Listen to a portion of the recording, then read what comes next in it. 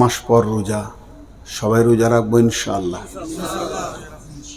তিনজন হাত তুলেছে, বাকি কটা হাত পকেটেই রেখেছে। আল্লাহকে খুশি করার জন্য হৃদয় থেকে মহব্বতের সঙ্গে হাত তুলি, রোজা রাখবো ইনশাআল্লাহ। হাত নামান।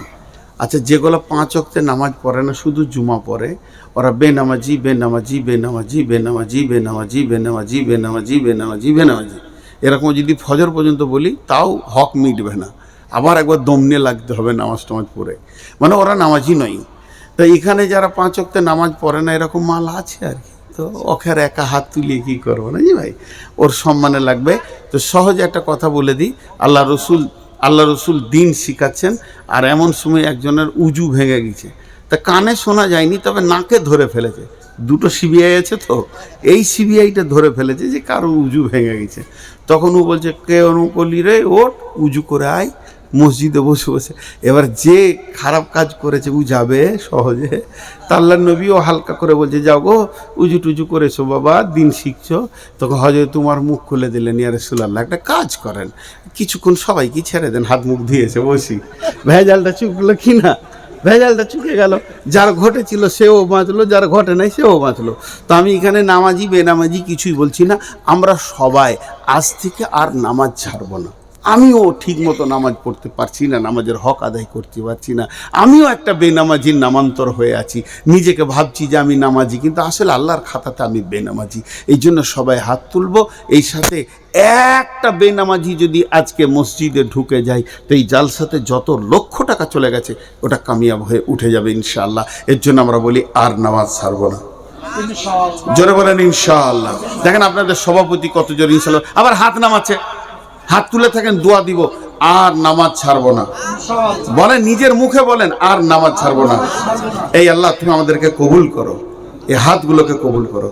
তাহলে 2টা কালেকশন হলো, কালেকশন ভালোই হলো, কালেকশন কম হয়নি, এটা 2টা কালেকশন হলো।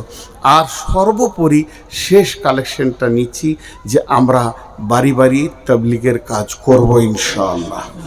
যে যাকে পারবো, নিজের ভাই ভাতিজা বন্ধু যাকে পারবো, কারণ দেখবেন কোম্পানি তার অ্যাডভার্টাইজ ঠিক টাইমে ভরে দেয়। আমি বন্ধু বান্ধব চলাফেরা উঠা বসার ভিতরে আমি দাওয়াতের কাজ করব, জোরে বলেন ইনশাআল্লাহ, জোরে বলেন ইনশাআল্লাহ। আর একবার হাত তোলা করাবো, সেটা হচ্ছে কোনো হারাম দ্রব্যে আর হাত দিব না। তাস লুডু দাবা ক্যারাম বোর্ড মদ জুয়ো তাস আর হাত দিব না ইনশাআল্লাহ। আমি আল্লাহর কাছে এবার দোয়া করছি, আপনারা বুঝে বুঝে আমিন বলবেন। এই আল্লাহ, আমরা তো এরাদা করার মালিক, আল্লাহ তুমি তো আমাদেরকে শক্তি না দিলে আমরা ইমানের পথে আসতে পারবো না, বিধায় তুমি আমাদেরকে শক্তি দাও।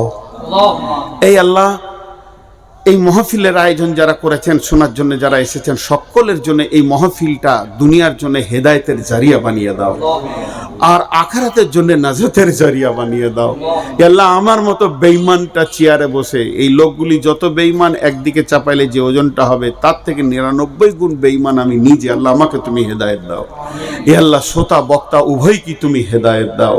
আল্লাহ, আমাদের প্রত্যেককে তুমি হেদায়েত আম করে দাও।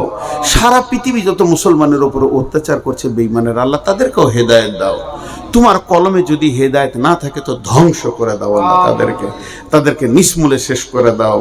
এই আল্লাহ, আমাদের মা বাপ ভাই বোন আত্মীয় স্বজন চিকিৎসক ডাক্তার মাস্টার ইমাম মজ্জিন, আমাদের ওস্তাদের ওস্তাদ ছোট যার কাছে কায়দা পড়েছি, আমাপাড়া পড়েছি, বুখারি পড়েছি, এইরকম আমাদের যত শিক্ষক থেকে নিয়ে রসুল পর্যন্ত সাহাবী পর্যন্ত যারা কালেমাকে নিয়ে কবরে গেছে, আল্লাহ তাদেরকে তুমি মাফ করে দাও, আল্লাহ তাদেরকে তুমি ক্ষমা করে দাও।